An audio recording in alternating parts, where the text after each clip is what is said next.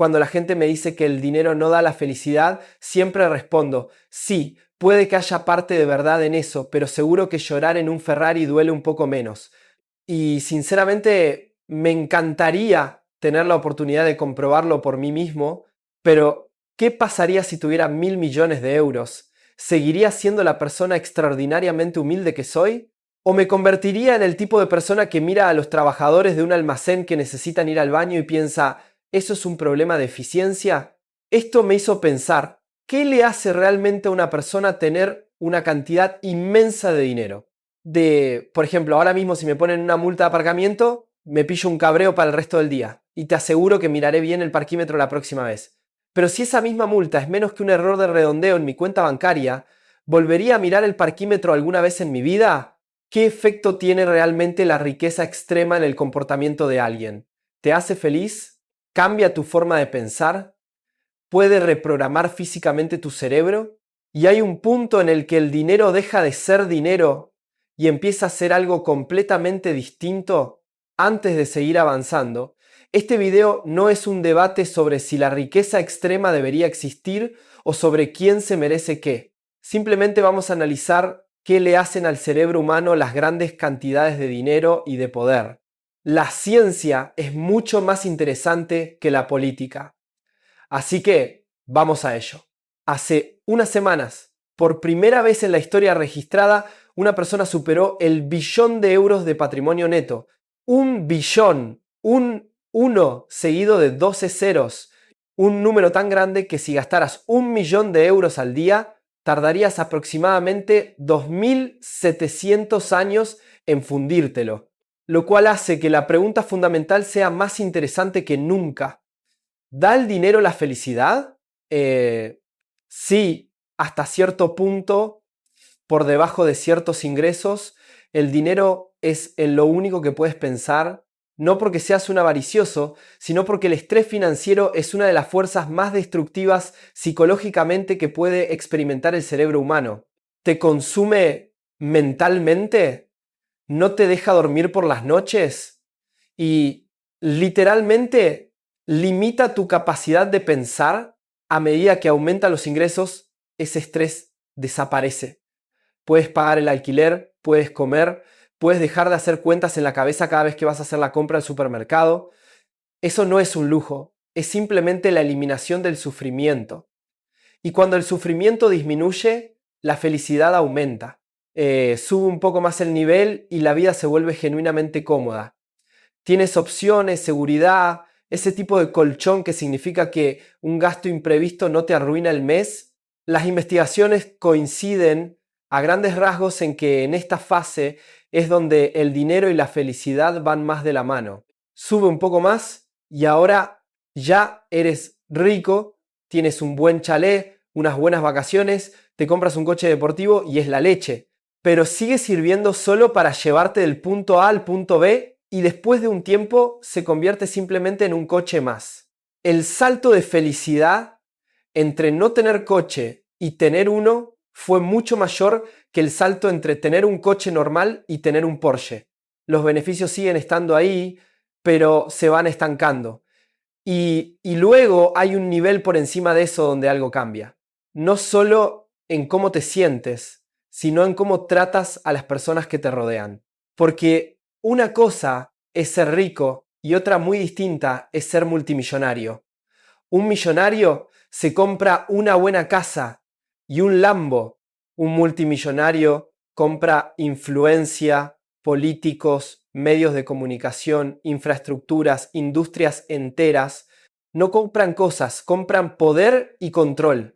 Y para que nos quede clara la enorme brecha de la que estamos hablando, la diferencia entre un millonario y alguien que tiene 1.000 millones es, curiosamente, de casi 1.000 millones de euros, lo cual suena obvio, pero párate a pensarlo un segundo. 1 millón de segundos son unos 11 días. 1.000 millones de segundos son 31 años. El salto de uno a otro no es un simple escalón. Es una categoría de existencia completamente diferente. Y en algún punto de ese camino, en algún lugar entre comprarse el Lambo y comprarse un escaño en el Congreso, algo empieza a cambiar. Y no es solo cómo gastas el dinero, es cómo ves a las personas que te rodean. Paul Piff, un psicólogo de la Universidad de Berkeley, ha pasado años estudiando cómo la riqueza cambia el comportamiento. Sus conclusiones no son nada halagüeñas. En un experimento, dejaron a los participantes a solas con un tarro de caramelos. Se les dijo explícitamente que los caramelos eran para unos niños que estaban en un laboratorio cercano. Los participantes ricos cogieron el doble de caramelos que los participantes con menores ingresos. Los caramelos que eran para los niños cogieron el doble. En otro estudio independiente, unos observadores vigilaron varios cruces y anotaron qué coches no cedían el paso a los peatones en los pasos de cebra. Los conductores de coches caros tenían entre 3 y 4 veces más probabilidades de cortarle el paso a los peatones que los conductores de vehículos más baratos. Luego está el famoso estudio del Monopoly. Piff organizó una versión amañada del juego con más de 100 parejas de desconocidos. Un jugador empezaba con el doble de dinero, cobraba el doble cada vez que pasaba por la casilla de salida y tiraba con 2 dados en lugar de 1. Este jugador rico ganaba siempre. Pero cuando se les preguntaba después por qué habían ganado, sabiendo perfectamente que el juego había estado amañado a su favor desde el principio, siempre decían que se lo merecían, que habían jugado mejor. La riqueza, aunque fuera falsa, aunque claramente no se la hubieran ganado, ya había cambiado la forma en que se veían a sí mismos en relación con los demás. Piff lo resumió con una imagen muy sencilla.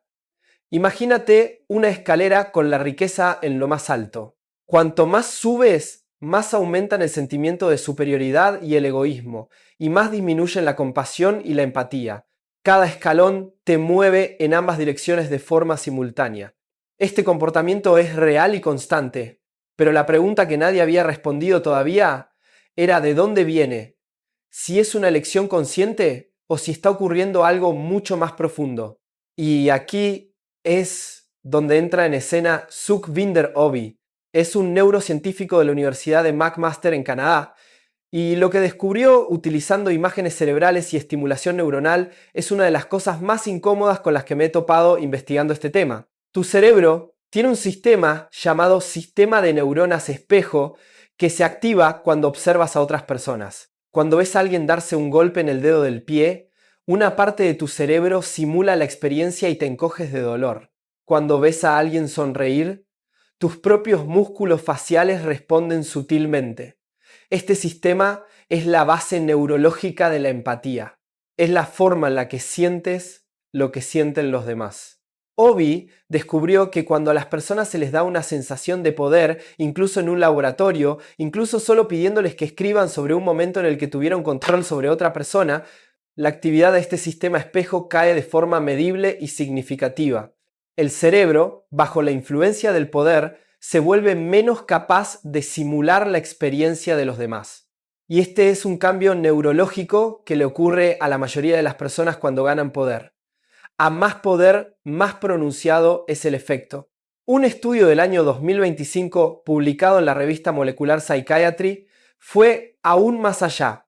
Al escanear los cerebros de más de 35.000 personas, los investigadores encontraron diferencias medibles en la estructura física del cerebro en personas con niveles de ingresos altos, concretamente en las regiones que controlan la comunicación, la empatía y la toma de decisiones. No solo una reducción de la actividad, sino diferencias estructurales.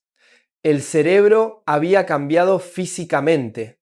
Así que sí, la riqueza extrema puede reprogramar físicamente tu cerebro. Y la parte más incómoda de todo esto es que el cambio es gradual, invisible, para cuando te quieres dar cuenta de que ha ocurrido. Ya no tienes ningún punto de referencia de lo que has perdido. Ni siquiera sabrías que alguna vez estuvo ahí. Y así es como esa invisibilidad se manifiesta en la práctica. El dinero funciona como un mecanismo de respuesta. Te avisa de cuando has hecho algo mal, cuando algo cuesta demasiado o cuando no merece la pena correr un riesgo. Ese es el parquímetro.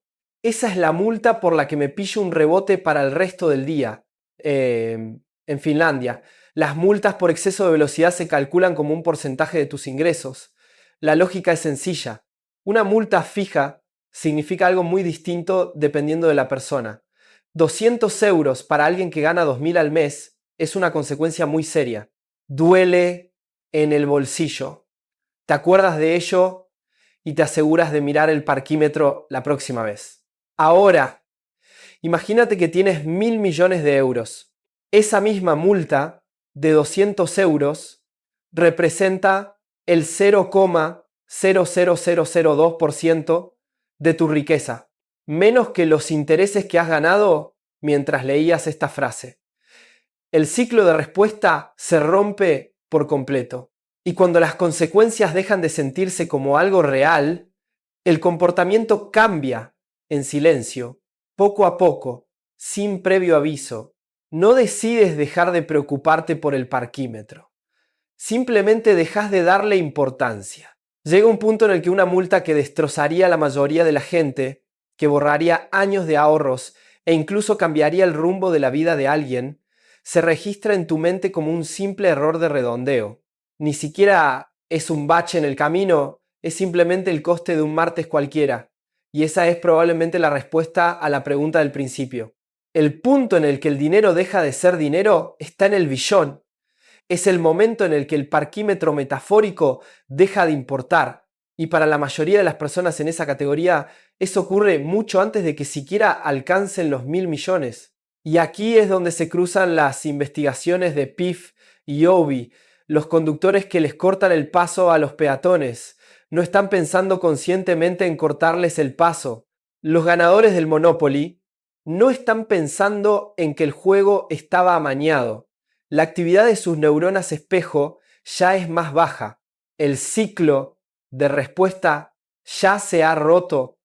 Todo el mecanismo funciona por sí solo, por debajo del nivel de la conciencia, lo que nos lleva a la gran pregunta del billón de euros. ¿Qué se siente realmente al estar ahí? Probablemente no sea como te lo imaginas. La primera persona en la historia en cruzar esa cifra no se despertó un día y decidió dejar de preocuparse por los demás. Los estudios demuestran que el proceso es gradual, invisible y en gran medida fuera del control consciente. Una lenta deriva impulsada por décadas de vivir dentro de una burbuja donde las consecuencias han dejado de ser reales. Responder a la pregunta de qué se siente al tener un billón de euros es probablemente que no se siente nada.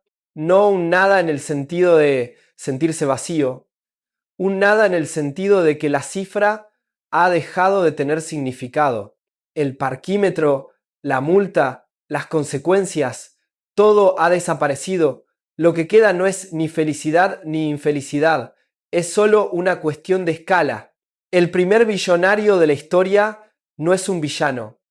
A la ciencia no le importa la persona en sí. Le importa lo que alguien con ese nivel de riqueza nos cuenta sobre el cerebro humano. Es un simple dato.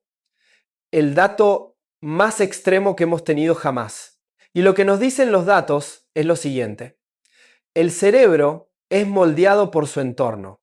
Y no hay entorno más distorsionador para un ser humano que uno donde ya no se registra nada, ni las consecuencias, ni las demás personas, ni el maldito parquímetro. El dinero compra la felicidad hasta cierto punto. A partir de ahí compra algo completamente distinto. Y el peaje que se cobra silenciosamente por el camino puede que sea mucho más interesante que cualquier cosa que se pueda comprar.